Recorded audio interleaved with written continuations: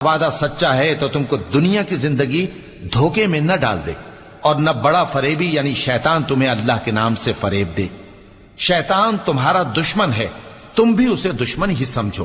وہ اپنے پیروں کے گروہ کو بلاتا ہے تاکہ وہ دوزخ والوں میں ہو جائیں۔ جنہوں نے کفر کیا ان کے لیے سخت عذاب ہے، اور جو ایمان لائے اور عمل نیک کرتے رہے ان کے لیے بخشش اور بڑا ثواب ہے۔ بھلا جس شخص کو اس کے اعمال بد آراستہ کر کے دکھائے جائیں اور وہ ان کو عمدہ سمجھنے لگے تو کیا وہ نیکوکار آدمی جیسا ہو سکتا ہے؟ بے شک اللہ جس کو چاہتا ہے گمراہ رہنے دیتا ہے اور جس کو چاہتا ہے ہدایت دیتا ہے۔ تو ان لوگوں پر افسوس کر کر کے تمہارا دم نہ نکل جائے۔ یہ جو کچھ کرتے ہیں اللہ اس سے واقف ہے، اور اللہ ہی تو ہے جو ہوائیں چلاتا ہے، پھر وہ بادل کو ابھارتی ہیں، پھر ہم ان کو ایک بے جان علاقے کی طرف لے جاتے ہیں، پھر اس سے یعنی بارش سے زمین کو اس کے مردہ ہو جانے کے بعد